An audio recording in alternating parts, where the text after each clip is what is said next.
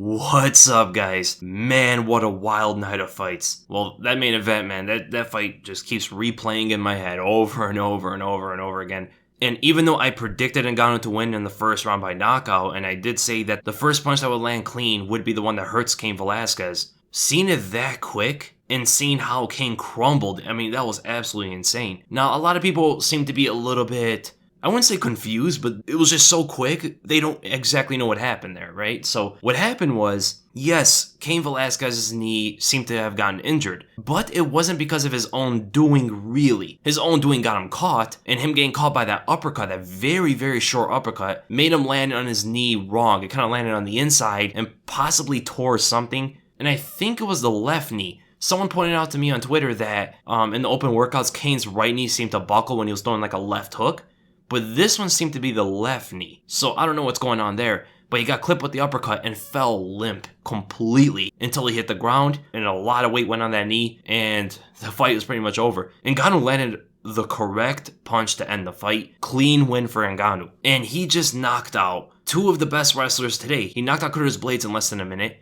And now he just knocked out Cain Velasquez in less than 30 seconds. The only wrestler he has yet to beat is Stipe Miocic, but the way he's progressing, the way he's learning, and the way he's fighting, his mindset nowadays, that rematch with Stipe I think will happen eventually. I think it might happen this year. And I think this Ngannou, if he doesn't do what he did last time and rushes Ngannou in the beginning and rushes Stipe in the beginning of the fight, I think if he stays this more patient Ngannou, waits for his shots, that's the Ngannou that would give Stipe a lot of problems. His fight with DC, though, I still think DC would probably beat him. DC is such a hard fight for everybody in this division. But I believe Joe Rogan pointed out something very interesting and very important about Francis Ngannou.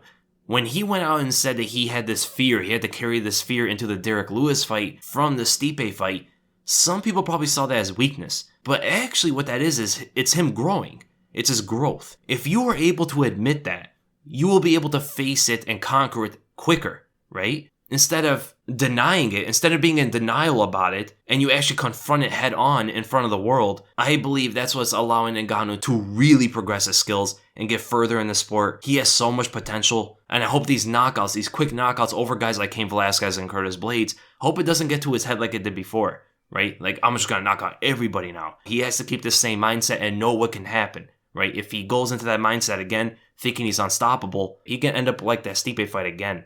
And Cain has said a couple weird things after the fight. He admitted that he made a mistake in the fight. He went in a little bit too close, he said something like that, and fell into trouble and stuff. And then after the fight in the post-fight press conference, he said nothing hit him, and it was just his knee. But we can obviously all see that the punch landed on him, which tells you maybe he doesn't remember the punch because he got hit clean with it and went unconscious for like a second. Flash knockdown, you know? Or it could be that with a combination that his corner or something convinced him that it was his knee and stuff. But if that's the case, I'm not saying that's the case, but if that's the case, if people are convincing him they're around him, you can't be biased like that, right? Look at it as objective as possible. As much as it hurts, as much as it's terrible, you gotta confront it head on. Look what Francis just did. He admitted that he had fear from the Stipe fight. And now, he's back, right? He's better than ever. He's knocking these guys out. He has his confidence about him, but he's not overconfident like he used to be because he faced things objectively. No, he lost that fight. And then with the Derek Lewis fight, he didn't blame it on anything besides that he said he was scared. When do you ever hear a fighter say they're scared? You almost never will hear that out of any fighter's mouth. Actually, you hear the contrary. You hear a lot of fighters say, no, I'm not scared of anyone. I'm a fighter. I'm not scared of anything. So when you admit it and conquer it head on, that's what I think Cain should be doing as well. He should watch the fight again because maybe he doesn't remember the fight exactly. Analyze it, look at it every angle, and fix the mistakes. Be honest with himself because that's the only way you're going to get better quicker, you know? And that's with everything in life and not just fighting. You got to look at everything as honest as it is. You can't delude yourself of an outcome, right? Of a result that is in reality. You'll never progress because of it. So yeah, if Cain's corner, if his training partners, if anyone is around him convincing him that it's only his knee and it was no mistake, it was nothing he did wrong, really, he didn't get caught, nothing hit him, that's just a disservice to him. And if his knee really got injured that badly, man, it's going to take him a while to come back again, right? I don't know what's going to happen with his career. He's 36 years old, turning 37. Just got knocked out for the second time in his career. You got to feel for Cain a little bit in this, but his post-fight interview, that's why you're a fan of Cain Velasquez. Class act, gave credit to Francis Ngannou, said he's going to go far in the sport, all that sort of stuff. I mean, he is the older, wiser veteran in this game, and he was fighting the younger, quote-unquote, prospect heavyweight that's just blazing right through. And seeing him give someone like Ngannou some advice and encourage him, it's a bit heartwarming, right? But everything else about the technical analysis on it, I already made a breakdown video of it, so make sure to watch that. You're able to see in detail how Ngannou was able to get Cain to the cage, how Cain was able to reverse it, or in fact, Ngannou reversed the position himself, which seemed to be a bit of an error. Or maybe it wasn't because he was able to knock out Cain afterward. Cain going for kicks and stuff. All that sort of stuff I covered in my breakdown. But who these guys should be fighting next? Heavyweight's in a very weird position. For Francis Ngannou, I would probably say the Stipe rematch, and the winner of that fight's DC. It seems DC is injured, and I think there's rumors that they're targeting the Brock Lesnar fight. And if that's just going to happen, just fight Stipe Miocic. And I know Ngannou wants that rematch, with or without the belt. Stipe's probably not going to want that fight, because it does nothing really for him. Right, he already beat the guy, it's not for a belt, he's looking out for a belt, doesn't seem like he might get it, he should get it, he deserves it, but the name of the game these days, it's a little bit different, and that might be the only fight, logically, to happen. People will say the Derek Lewis fight, I don't know, man, if I want to take that chance again. So I'll say Francis versus Stipe, and then for Cain Velasquez, give him a tune-up fight, someone very low in the top 15, outside top 15, something like that, just to get him back into the swing of things. So I'd probably do Cain Velasquez versus Andrei Arlovski. But then again, we don't know when Cain's going to come back. And then the co-main event, James Vick versus Paul Felder. Paul Felder wins by decision, 129-28, 230-27. Felder did a very good job in this one. He was staying on the outside a little bit too long sometimes. I think he could have closed the distance a little bit more. But his left hook was on point. His spinning attacks were on point. His leg kicks destroyed James Vick. He's such a tall figure, such long legs, and he doesn't check really. He started checking later in the fight when he kind of had to, and he wasn't really committing with the shots anymore. But early on, man, those low calf leg kicks, those do a number on your legs, and those damaging numbers can get pretty high really quick. But all in all, Felder was throwing that left hook counter, looking whenever James Vick was coming in close. Vick landed a couple good straight right hands with his length, but Vick has this problem, and it bothers me personally sometimes, just to see it, where these tall fighters, they kind of just back up with no head movement and their chin in the air, even when punches are flying past their head. And Felder did catch James Vick with the spinning back fist. That quick spin of Felder is insane. The only guy to outspin him is Edson Barboza. Other than that, man, Felder might have the best spinning attacks in the game. Because when he spins, a lot of times you don't know what he's going to throw. Right? He could throw a spinning back elbow, he could throw a spinning back fist, or he could throw a back kick. You don't really know sometimes. He doesn't really telegraph it at all, and even against a tall guy like James Vick, he's able to intercept him with spinning back fists, which is kind of crazy. So it's a great win for Paul Felder. He absolutely deserves another top 10 opponent. He beat the number 10 James Vick. So who I'd like to see him fight next? He wants the winner of Justin Gaethje versus Edson Barboza. I say the winner or loser, right? It doesn't really matter. Personally, I'd love to see him fight Justin Gaethje, but I know Gaethje really wants that Iaquinta fight. Eventually, that's a fun one too. Barboza rematch is fine as well. That was a fun fight in the first place. That was really early in Felder's career as well. So I agree with Paul Felder. Those fights are really fun. And for James Vick, he's in a tough position here. Getting knocked out by Gaethje that quick, and then losing to Paul Felder in almost every single round and getting stunned out there and stuff. Maybe him versus Alexander Hernandez, if you want to keep building on Hernandez and give him a fight that will be tough for him.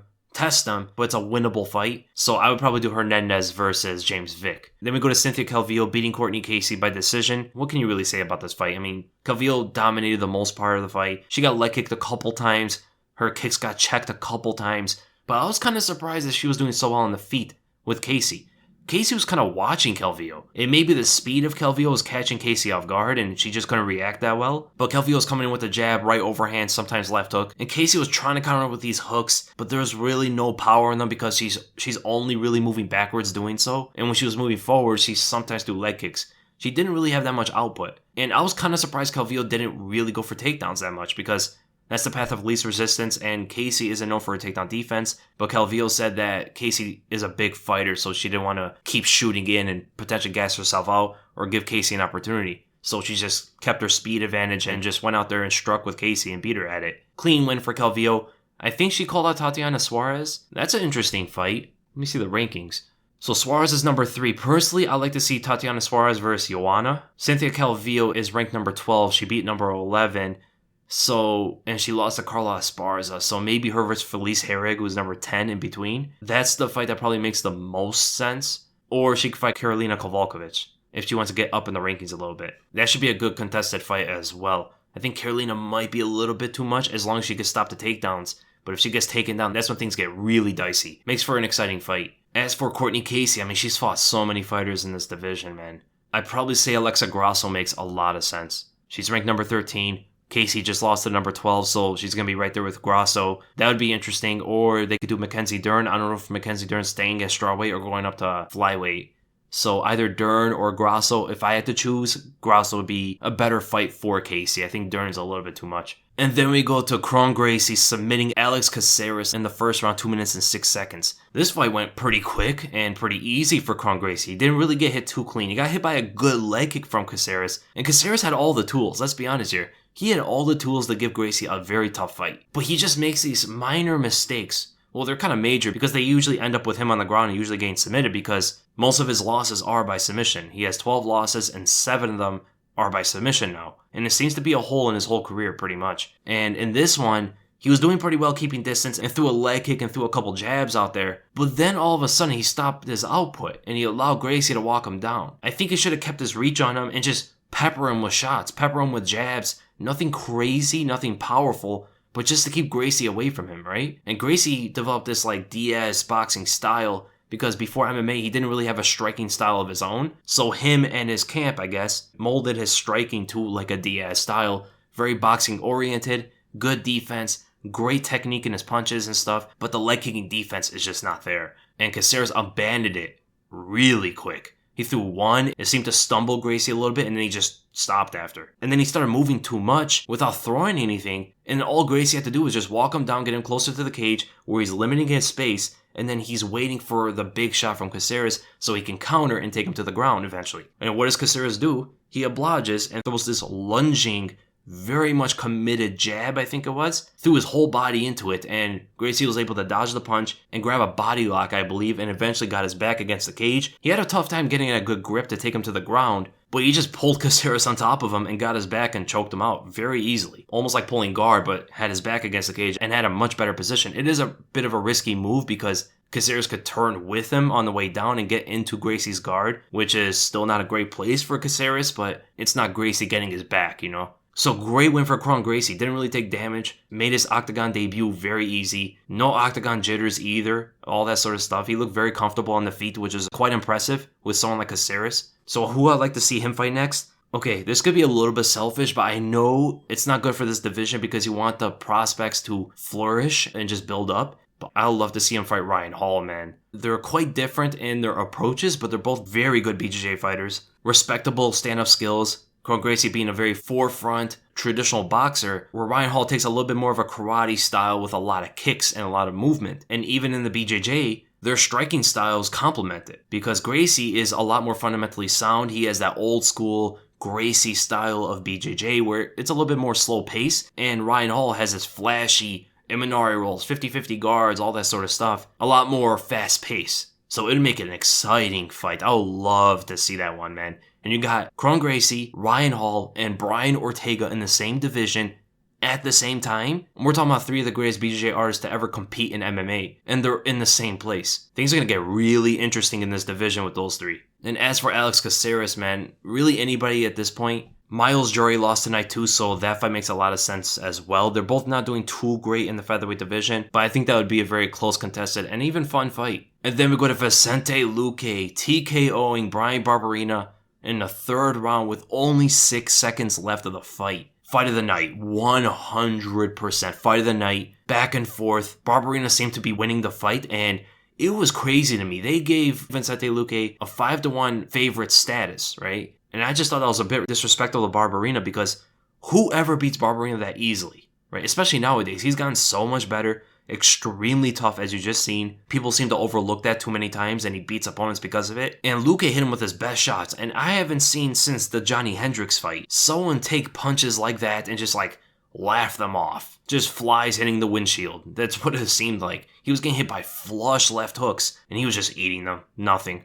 Just walking through them and just put the volume on Luque and overwhelmed him quite a bit until I think he landed that right straight where Barbarena threw his left hand and overextended. His shoulder went all the way through It almost gave him that same angle Kelvin Gastelum got on Michael Bisping to knock him out. Not so much that exaggerated, but he had the opening over the shoulder of Barbarena, landed that right straight and then 2 knees, and it's just too much.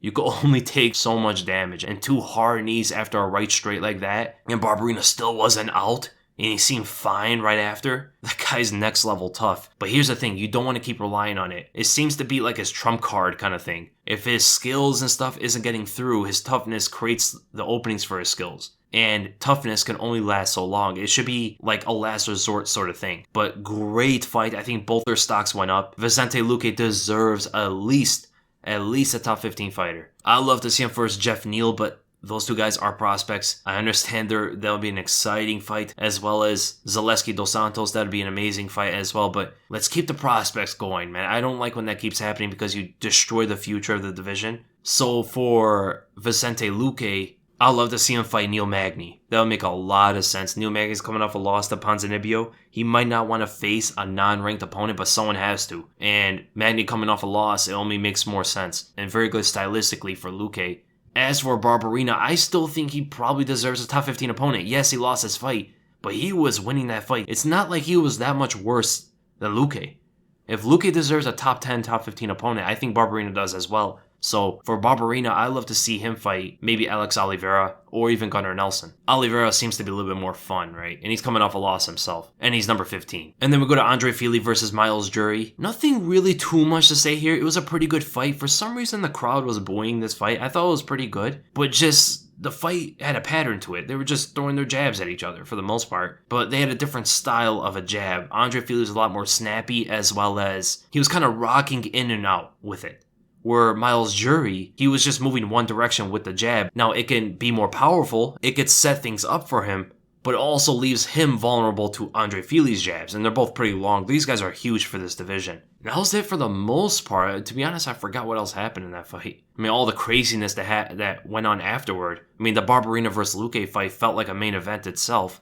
And then you had 4 fights after that, and the Ngannou and Cain fight just doesn't get out of my head. I forgot what a lot of stuff happened in the other fights. But it was a solid win for Fili. He did enough. He looked a lot better. It seemed like he started to get a little bit more open when Jury was walking him down more instead of just sitting back and letting Fili dictate the pace. When Fili's not the one dictating the pace, he is a lot easier to deal with for these guys. But when he's the one that's sitting in the center or walking you down and cutting you off, and he will cut you off if he walks you down, he's so hard to get anything off on. So who these guys should be fighting next? I think him versus Shane Burgos would be fun. I really like Shane Burgos' style, especially up against someone like Fili. Very long-range style that can complement and make this such a fun fight. And the thing about Burgos is, he does leave himself pretty vulnerable. He's a very good offensive striker, especially boxer, but defensively he has holes. And who can pressure who? Who can get who backing up first? If Burgos can get Fili backing up, Fili's going to be in huge trouble. If Fili can get Burgos backing up, Burgos is going to be in huge trouble. That would make such a compelling fight. And as for Myles Jury,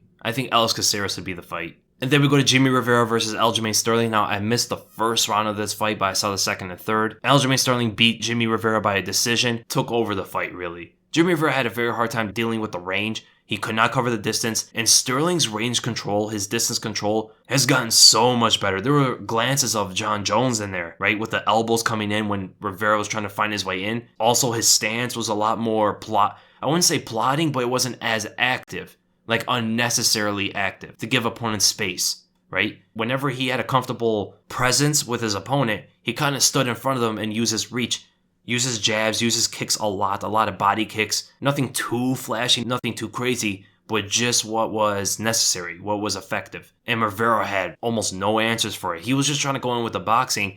I thought he should have gone for leg kicks a lot more. I understand the takedown threat is there, but Sterling's stance, it makes it harder for him to catch those kicks. He has a long stance, and he likes to fight at a distance, so if Rivera can throw a punch like a jab, get Sterling to lean back a little bit, and blast those legs, and then just exit off of that, I think those would have been a lot better than just trying to cover the distance with his boxing, looking to see if Sterling's going to give him any openings, and then just trying to come in by like dipping, throwing a jab, and then overhand right, then Sterling's already completely out of there.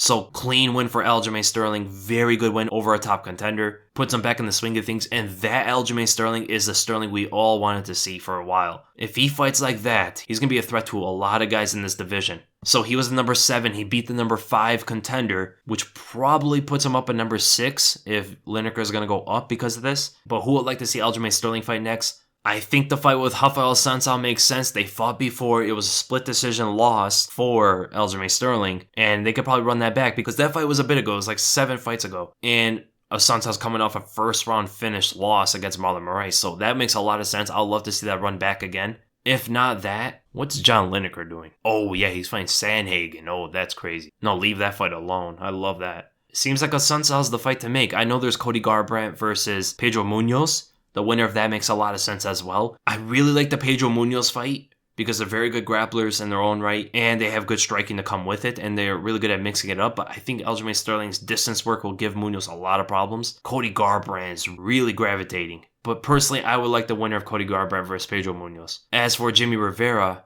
Rivera's in a tough position because he just beat John Dodson, who's number 9. Pedro Munoz is fighting Cody Garbrandt. Actually, the loser of Cody Garbrandt versus Pedro Munoz. That's the one I would probably do. Or you can give him the winner of John Lineker versus Corey Sandhagen. If I had my way, I mean, personally, I would love to see Lineker fight everybody every weekend. But I'd probably do the loser of Garbrandt versus Munoz. And then we go to Benito Lopez versus Manny Bermudez, where Bermudez submits Lopez in the first round, 3 minutes and 9 seconds. What do you say about this fight? Bermudez came out there with a very strong striking approach, right? He was a little bit aggressive throwing that right hand. He does have good power, and Lopez immediately respected it. Or maybe he respected the takedowns and just like didn't do anything with the striking. He wasn't really worried about the striking, but every time a punch came at him, he was anticipating takedowns too much because Lopez didn't really do much on the feet. He's usually extremely energetic and always looking for openings and very fast to exploit them.